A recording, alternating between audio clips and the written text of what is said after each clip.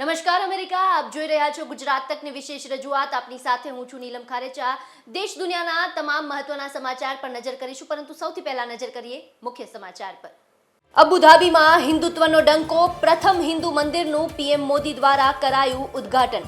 27 એકરમાં ફેલાયેલું મંદિર 700 કરોડમાં બન્યું છે. રાજ્યસભામાંથી રૂપાલા માંડવિયા આઉટ. ભાજપે જાહેર કરી રાજ્યસભા ઉમેદવારોની યાદી. ગુજરાતથી જેપી નડ્ડા, જસવંતસિંહ પરમાર, મયંક નાયક અને હીરા ઉદ્યોગપતિ ગોવિંદ ધોળકિયાને આપી ટિકિટ. સોનિયા ગાંધીએ લોકસભાને ટાટા બાય બાય કરતા રાજ્યસભા માટે ભર્યું ફોર્મ. રાજસ્થાનથી રાજ્યસભા માટે ઉમેદવારી નોંધાવી. સૂત્રો મુજબ પ્રિયંકા ગાંધી માટે રાયબરેલી બેઠક છોડી હોવાની ચર્ચા. ખેડૂતોની દિલ્હી કૂચનો બીજો દિવસ. સિંધુ ટીકરી બોર્ડર પૂરી રીતે સીલ. ખૂણે ખૂણે પોલીસ છે તૈનાત. અર્ધલશ્કરી દળ સાથે ખેડૂતોની અથડામણ. અમદાવાદના મણિનગરમાં ભેખડ ધસી પડવાની ઘટનામાં 5 લોકો દટાયા. એકનું મોત, 3 લોકોનું કરાયું રેસ્ક્યુ. બેઝમેન્ટ ભરવાનું ચાલી રહ્યું હતું કામ. વિગતવાર સમાચારની વાત કરીએ તો અબુધાબીમાં હિન્દુત્વનો ડંકો વાગ્યો છે. પ્રધાનમંત્રી નરેન્દ્ર મોદી દ્વારા અબુધાબીમાં તૈયાર થયેલું BAPS દ્વારા સંચાલિત મંદિર છે તેનું ઉદ્ઘાટન કરવામાં આવ્યું હતું અને આ મંદિર છે તે 27 એકરમાં બન્યું છે અને 700 કરોડના ખર્ચે તૈયાર કરવામાં આવ્યું છે.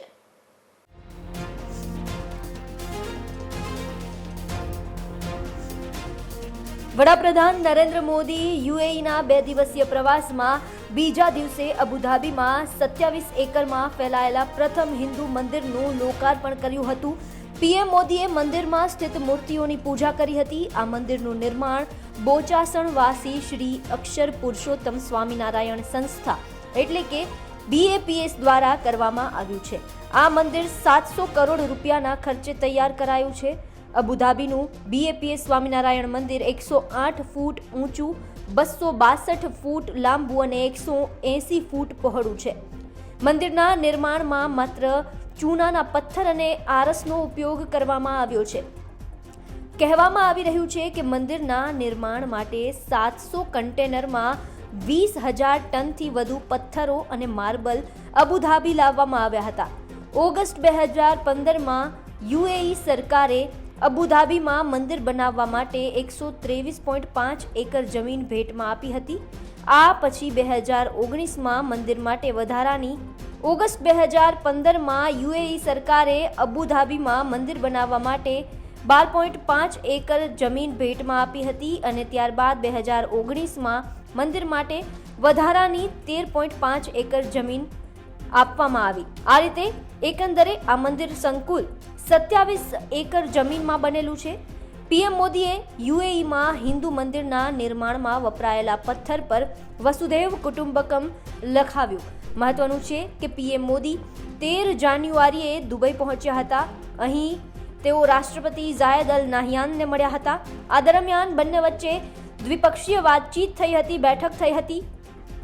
પીએમ મોદીએ ત્યારબાદ ભારતીય સમુદાયને પણ સંબોધન કર્યું હતું. આ દરમિયાન 65,000 ભારતીયોને તેમણે કહ્યું કે રાષ્ટ્રપતિ નાહયાને એક ક્ષણ પણ બગાડ્યા વગર મંદિરના પ્રસ્તાવ પર હા પાડી.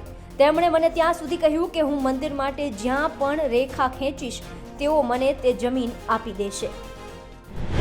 શું સોનિયા ગાંધીએ પ્રિયંકા ગાંધી માટે છોડી રાયબરેલીની બેઠક? આ સવાલ હાલ ચર્ચાનો વિષય બન્યો છે અને ચર્ચા થવા પાછળનું કારણ છે સોનિયા ગાંધી દ્વારા રાજસ્થાનથી રાજ્યસભાની બેઠક માટે ઉમેદવારી. જી હા, સોનિયા ગાંધી દ્વારા રાજ્યસભાની બેઠક માટે ઉમેદવારી ફોર્મ ભરવામાં આવ્યું છે. શું છે વિગત જાણો આ રિપોર્ટમાં.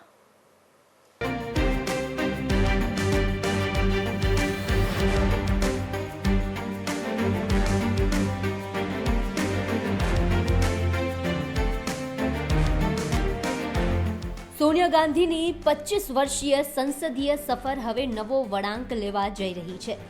ચૂંટણીવાળી રાજનીતિથી સંન્યાસ જાણે લેતા હોય તેમ હવે સોનિયા ગાંધી રાજ્યસભાની સેફ મોડ ગેમ રમશે. 14 ફેબ્રુઆરીએ સવારમાં કોંગ્રેસના સોનિયા ગાંધી અચાનકથી રાજ્યસભામાં ઉમેદવારી ફોર્મ ભરવા માટે રાજસ્થાન પહોંચ્યા. સોનિયા ગાંધી રાજસ્થાનના જયપુર પહોંચ્યા હતા. તેમની સાથે રાહુલ ગાંધી અને પ્રિયંકા ગાંધી બંને ઉપસ્થિત રહ્યા હતા. આ ઉપરાંત કોંગ્રેસના નેતાઓ અને સમર્થકો પણ ઉમટી પડ્યા હતા. કોંગ્રેસે સોનિયા ગાંધી ઉપરાંત 4 અન્ય ઉમેદવારોના નામની પણ જાહેરાત કરી હતી, જેમાં બિહારથી અખિલેશ પ્રસાદ, હિમાચલ પ્રદેશથી અભિષેક મનુ સિંઘવી અને મહારાષ્ટ્રથી ચંદ્રકાંત હંડોરેના નામ સામેલ છે. જો કે સવાલ અહીં એ છે કે સોનિયા ગાંધીની આમ અચાનકથી રાજસ્થાન માટે પસંદગી કેમ? શા માટે તેલંગાણાની ઓફર ઠુકરાવીને સોનિયા ગાંધી રાજ્યસભા માટે કોંગ્રેસની પસંદ બન્યા? તો આ સવાલ માટે ચર્ચાઓ એવી ચાલી રહી છે કે સોનિયા ગાંધીએ રાયબરેલી બેઠક પુત્રી પ્રિયંકા વાડ્રા માટે છોડી રહ્યા છે. બરાબર એ જ રીતે જેમ તેમણે અમેઠી બેઠક એક સમયે પુત્ર રાહુલ ગાંધી માટે છોડી હતી. રાજસ્થાનમાં રાજ્યસભાની 3 બેઠક માટે ચૂંટણી થવાની છે અને કોંગ્રેસ ત્યાં 1 સીટ જીતવાની સ્થિતિમાં છે. કર્ણાટક અને તેલંગાણાના કોંગ્રેસીઓએ ખૂબ જોર લગાવ્યું હતું કે સોનિયા ગાંધી ત્યાંથી સંસદમાં જાય, પરંતુ કોંગ્રેસે ખૂબ સમજી વિચારી સોનિયા ગાંધીને દક્ષિણથી નહીં પરંતુ રાજસ્થાનથી રાજ્યસભામાં જવાનું નક્કી કર્યું. કારણ કે સૂત્રો એવું પણ જણાવી રહ્યા છે કે સોનિયા ગાંધી પાર્ટીને એક ક્ષેત્ર કેન્દ્રિત પાર્ટીના રૂપમાં પ્રદર્શિત નથી થવા દેવા ઈચ્છતા. એક બાજુ જ્યાં રાહુલ ગાંધી કેરળના વાયનાડથી લોકસભા સાંસદ છે, તો મલ્લિકાર્જુન ખડગે કર્ણાટકથી. માટે સોનિયા ગાંધી ઉત્તરી રાજ્યમાં રહેવાનો નિર્ણય કર્યો અને માટે જ તેલંગાણાના બદલે કોંગ્રેસના હાઈકમાન્ડે રાજસ્થાનને પ્રાથમિકતા આપી. મહત્વનું છે કે સોનિયા ગાંધી ઉત્તર પ્રદેશના રાયબરેલીથી લોકસભાના સાંસદ છે અને આ જ બેઠકથી 5 વાર લોકસભા પણ જઈ ચૂક્યા છે. હવે આ રાયબરેલી બેઠક પ્રિયંકા ગાંધી માટે ખાલી કરાઈ હોવાની વાતોએ જોર પકડ્યું છે. ત્યારે જોવાનું એ રહે છે કે આગામી સમયમાં કોંગ્રેસ શું નિર્ણય લે છે. બ્યુરો રિપોર્ટ, ગુજરાત તક. જેની રાહ જોવાઈ રહી હતી તેની યાદી છે તે ભાજપે જાહેર કરી દીધી છે. ભાજપે ગુજરાતથી રાજ્યસભાની બેઠક માટેના ઉમેદવારોની જાહેરાત કરી દીધી છે. જો કે આ યાદી મુજબ 2 કેન્દ્રીય મંત્રી એવા પરસોત્તમ રૂપાલા અને મનસુખ માંડવિયા છે, બંનેના પત્તા કપાયા છે. તો કોને સ્થાન અપાયું છે તે જાણો આ રિપોર્ટમાં. જેપી નડ્ડા, મયંક નાયક, જસવંતસિંહ પરમાર, ગોવિંદભાઈ ધોળકિયા, આ એ 4 લોકો છે જેના પર ભાજપે પસંદગીનો કળશ ઢોળ્યો છે. ભાજપે રાજ્યસભાની ચૂંટણીના ઉમેદવારોની જાહેરાત કરી છે. ભાજપે ફરી એકવાર સરપ્રાઇઝ આપી છે, કારણ કે ભાજપના રાષ્ટ્રીય પ્રમુખ જેપી નડ્ડા ગુજરાતથી રાજ્યસભા લડશે, જ્યારે લેઉવા પટેલ સમાજના લીડર અને સુરતના ઉદ્યોગપતિ ગોવિંદભાઈ ધોળકિયા, બક્ષીપંચ મોરચાના પ્રમુખ અને ઉત્તર ગુજરાતથી અગ્રણી એવા મયંક નાયક તથા મધ્ય ગુજરાતથી ભાજપના અગ્રણી જસવંતસિંહ પરમારને રાજ્યસભાથી સાંસદ બનશે. આમ ભાજપે 1 બ્રાહ્મણ, 1 પાટીદાર અને 2 ઓબીસી ઉમેદવારોને મેદાનમાં ઉતાર્યા છે. આ સાથે જ કેન્દ્રીય મંત્રી એવા પરસોત્તમ રૂપાલા અને મનસુખ માંડવિયાની ટિકિટ કપાઈ છે. જો કે સૂત્રો મુજબ આવનારી લોકસભા ચૂંટણીમાં પરસોત્તમ રૂપાલા અને મનસુખ માંડવિયાને ભાજપ લોકસભામાંથી મેદાનમાં ઉતારશે તેવી વાતો વહેતી થઈ રહી છે. હવે વાત કરીએ આ 4 ઉમેદવારોની, જેમાં સૌથી પહેલા તો વાત કરીએ ભાજપના અધ્યક્ષ જેપી નડ્ડાની. જગત પ્રકાશ નડ્ડા કે જેઓ ભાજપના રાષ્ટ્રીય અધ્યક્ષ છે. આમ તો તેમનો જન્મ બિહારના પટનામાં થયો છે, અભ્યાસ પણ ત્યાંથી જ તેમણે કર્યો છે. શરૂઆતથી જ તેઓ એબીવીપીના કાર્યકર તરીકે કાર્યરત હતા. 1993માં પહેલીવાર હિમાચલ પ્રદેશથી ધારાસભ્ય તરીકે ચૂંટાયા, જેના બાદ રાજ્ય અને કેન્દ્રમાં મંત્રી તરીકે પણ જવાબદારી નિભાવી ચૂક્યા છે અને હવે જેપી નડ્ડા ગુજરાતથી રાજ્યસભાના સાંસદ બનશે. ગોવિંદભાઈ ધોળકિયા. ગુજરાતમાં ગોવિંદભાઈ ધોળકિયાનું નામ કોઈ નવું નથી. દુધાળા ગામમાં જન્મેલા ગોવિંદભાઈ માત્ર 17 વર્ષની ઉંમરે સુરત ગયેલા અને ત્યાં હીરાનું કામ શીખ્યું. ત્યારબાદ પોતાનું કામ કરવાનું શરૂ કર્યું અને ઉછીના રૂપિયે શરૂ કરેલો હીરાનો વેપાર હવે 4,800 કરોડની નેટવર્થ ધરાવે છે અને હીરાના વેપારમાં જંપલાવ્યા બાદ તેમણે પાછું વળીને નથી જોયું. લોકોની વચ્ચે કાકા તરીકેની ગોવિંદભાઈ ધોળકિયાની ઓળખ છે. રામ મંદિર માટે ગોવિંદભાઈ ધોળકિયાએ 11 કરોડનું દાન કર્યું હતું અને આ દાનનો જાણે પ્રસાદ મળતો હોય તેમ ગોવિંદભાઈને રાજ્યસભાની ટિકિટ મળી છે. મયંક નાયકની વાત કરીએ તો મયંક નાયક ભાજપ બક્ષીપંચ મોરચાના પ્રદેશ પ્રમુખ છે. હાલમાં જ ભાજપના મારી માટી મારો દેશ અભિયાન થયું હતું. આ અભિયાનના તેઓ ઇન્ચાર્જ રહ્યા હતા. મંડળ સ્તરથી માંડીને પ્રદેશ સ્તર સુધીની જવાબદારી પણ તેઓ નિભાવી ચૂક્યા છે અને મહેસાણા ભાજપનો અગ્રણી ચહેરો ગણાય છે. જસવંતસિંહ પરમાર ગોધરા શહેરના જાણીતા ડોક્ટર છે તેમજ પંચમહાલ બક્ષીપંચના મોરચાના કારોબારી સભ્ય છે. તેઓ બારિયા બક્ષીપંચ સમાજમાંથી આવે છે. ગોધરામાં 60,000થી વધુ બારિયા બક્ષીપંચ સમાજના મતદાર છે. મધ્ય ગુજરાતથી ભાજપના અગ્રણી એવા જસવંતસિંહ પરમાર હાલ ગોધરામાં ભાગ્યોદય હોસ્પિટલ ચલાવી રહ્યા છે. હાલમાં જ મોરબીથી રાણીબાનો જે ઘટનાક્રમ છે તે સામે આવ્યો હતો અને આ આખા મામલા બાદ ફરી એકવાર જાતિવાદનું ઝેર ફેલાતી ઘટના સામે આવી છે. શું છે સમગ્ર વિગત તે જાણીએ રિપોર્ટમાં.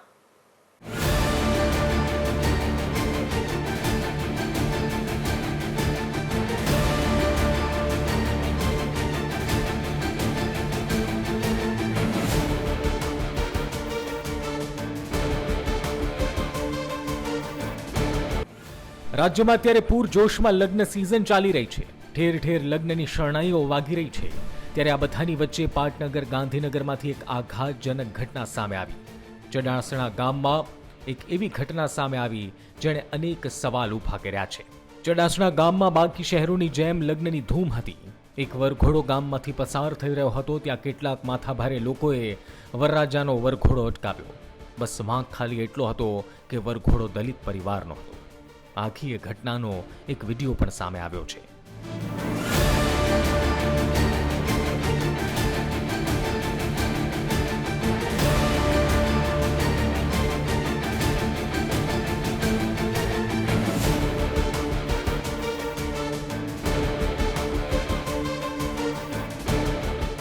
વરરાજા જીવનની નવી શરૂઆત કરવા હરખમાં હતા.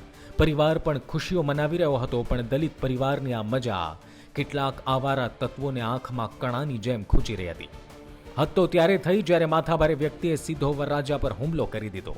તેનાથી પણ ચોંકાવનારી વાત કહીએ તો વરરાજાને ઘોડી પરથી ઉતારવામાં આવ્યો અને બાદમાં પોતાની ગાડીમાં પણ ન બેસવા દેવાયો. માથાભારે શખ્સો ખુલ્લેઆમ દલિત પરિવારને ધમકી આપવા લાગ્યા કે જો તમારે વરઘોડો કાઢવો હોય તો અમારી પરમિશન લેવી પડશે. ગામમાં વરઘોડો નીકળેલો હતો, એની સાથે ડીજે પણ હતું અને અવાજ આવતો હતો, જેનામાં જે અનુસંધાને ગામના 2-3 જણાએ વિરોધ કરેલો હતો અને એ કારણે ગામની અંદર વિરોધ દર્શાવતા બે પક્ષ વચ્ચે સામાન્ય માથાકૂટની બોલાચાલી થયેલી. ઘોડી ચડવાના મુદ્દે શું માથાકૂટ થઈ હતી? ઘોડી ચડવા માટે પણ ખાસ તો મૂળભૂત તો જે ડીજે વાગતું હતું એમાંથી શરૂઆત થયેલી અને પછી ઘોડી કાઢવા માટે પણ પછી આમને સામને આવી ગયેલા હતા. પરિવારના સભ્યો જ્યારે ચડાસણા ગામના ચોકમાં પહોંચ્યા ત્યારે સામેથી દીકરી પક્ષના લોકો સામૈયો લઈને આવ્યા. જાનૈયાઓ ડીજેના તાલે નાચતા નાચતા કન્યા પક્ષના ઘર તરફ જઈ રહ્યા હતા. ત્યારે જ બાઇક પર આવી ચડેલા એક શખ્સે ઘોડી પર સવાર વરરાજાની ફેંટ પકડીને નીચે ઉતાર્યો. માથાભારે શખ્સે કહ્યું કે દલિતોએ વરઘોડો નહીં કાઢવાનો, ગામનો રિવાજ ખબર નથી? વરઘોડો કાઢવો હોય તો અમારી પરમિશન લેવી પડે. ગાળો બોલી રહેલા શખ્સને જાનૈયાઓએ શાંત પાડવાનો પ્રયાસ કરતા સમયે અન્ય 3 લોકો તેનું ઉપરાણું લઈને આવ્યા અને જાનૈયાઓ સાથે બોલાચાલી શરૂ કરી. વરઘોડા દરમિયાન બબાલ થતા પરિવારના સભ્યોએ 100 નંબર ડાયલ કરી ઘટના સ્થળ પર પોલીસ બોલાવી. બાદમાં લગ્ન પ્રસંગ પૂર્ણ થયા બાદ વરઘોડામાં તોફાન મચાવનારા શખ્સો સામે ફરિયાદ નોંધાવી અને પોલીસે કાર્યવાહી કરી.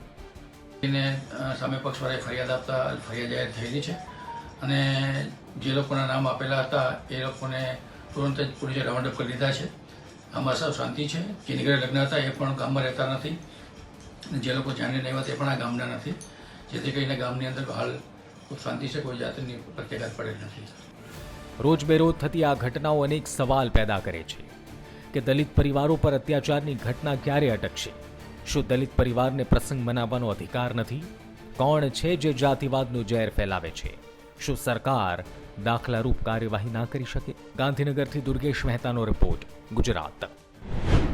સમાચારમાં હાલ સમય થયો છે એક નાનકડા વિરામનો.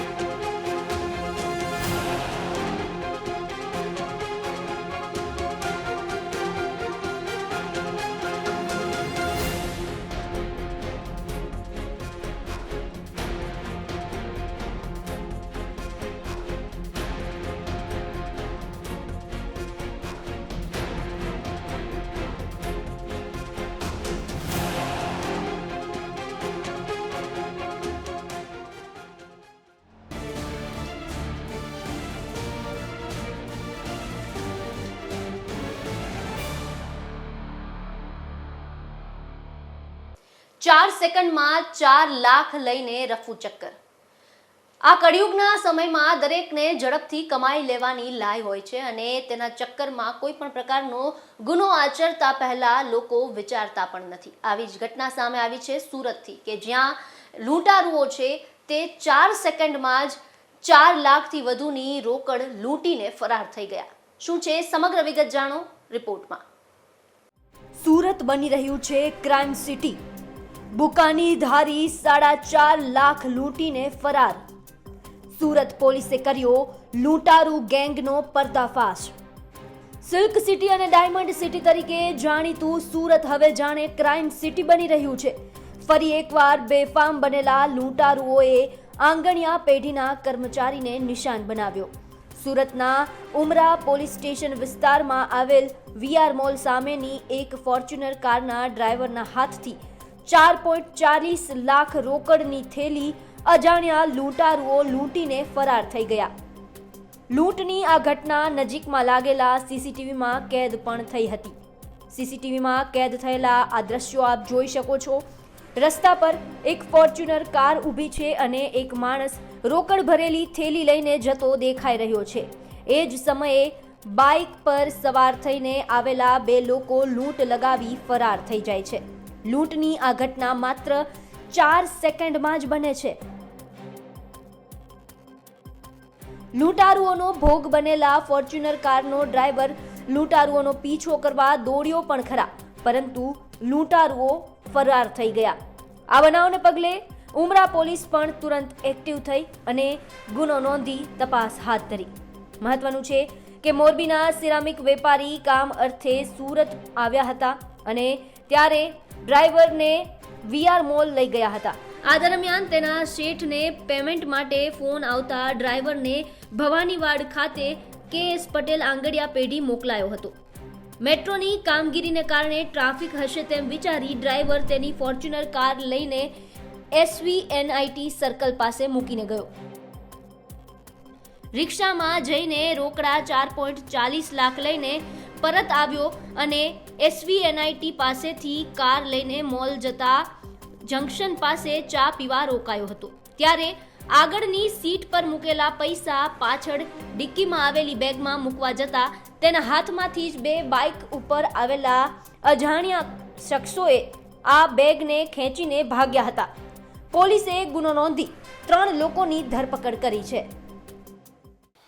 ગત તારીખ 10/2/2024ના રોજ ઉમલા પોલીસ સ્ટેશન વિસ્તારમાં સાંજના 6 વાગ્યાના સુમારે અઠવા લાઈન ડુમસ રોડ પર ખેટલા આપા ટી સ્ટોલની આગળ એક ફોર્ચ્યુનર ગાડીમાંથી એક ઈસમ થેલીમાં પૈસા લઈ અને નીકળતા 2 બાઇક સવાર આવી અને એની હાથમાંથી થેલી ઝૂંટવી અને પલાયન થઈ ગયેલ એ મુજબનો બનાવ બનેલ. બનાવની જાણ થતાં ક્રાઇમ બ્રાન્ચના અધિકારીઓ ક્રાઇમની ટીમને જાણ થતાં બધી ટીમો કામે લાગી ગઈ.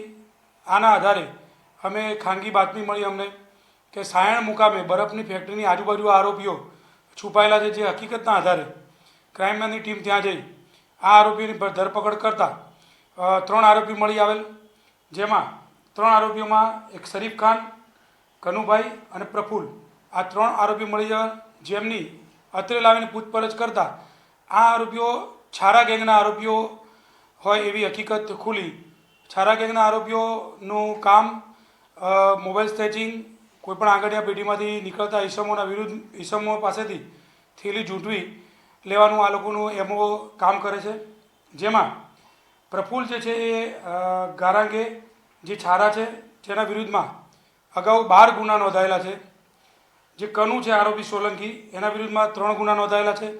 અને એક શરીફ ખાન જે હાલ મુંબઈ રહે છે અને મૂળ રહે યુપી, જેને આખા ઘટનાનો પ્લાન બનાવી અને આ લોકો સાથે લૂંટની ઘટનાને અંજામ આપેલ છે. નહીં, આ આરોપીઓની એમાં એવી છે કે જે પણ ભીડભાડવાળા વિસ્તાર હોય, જે આંગળીયા પેઢી હોય, ત્યાં આગળ એ લોકો રેકી કરતા હોય છે. જે ઈસમ અંદરથી પૈસા લઈને નીકળે એના પર વોચ કરી એની પાછળ જઈ જ્યાં સુમસામ રસ્તો દેખાય ત્યાં આગળ જઈ અને એ લોકો એમનો સ્નેચિંગનો જ્યારે ચાન્સ મળે ત્યારે એની હાથમાંથી થેલી ઝૂંટવી અને આ પ્રકારની ઘટનાઓને અંજામ આપતા હોય છે. અને અત્યારે આ આરોપીઓ પાસેથી પૂછપરછ કરતા કુલ 5 ગુનાનો ભેદ ઉકેલા છે. બરોડાના 2 ગુના છે, ડિંડોલીના અને એક સુરતનો ગુનો ઉકેલવામાં આવેલ છે. આરોપી પાસેથી કુલે મુદ્દામાલમાં 2 યુનિકોર્ન ગાડી, મંગળસૂત્ર, એક રોકડા રૂપિયા છે, 2 મોબાઈલ છે અને એક વીક મળી આવેલું છે જે પહેરી અને એ લોકો ઘટનાને અંજામ આપતા હતા. કુલ 3,30,000 રૂપિયાનો મુદ્દામાલ મળી આવેલ છે. બુલેટિનમાં હાલ બસ આટલું જ. મને રજા આપશો. સાથે જ દેશ દુનિયાના તમામ મહત્વના સમાચાર માટે જોતા રહો ગુજરાત તક. નમસ્કાર.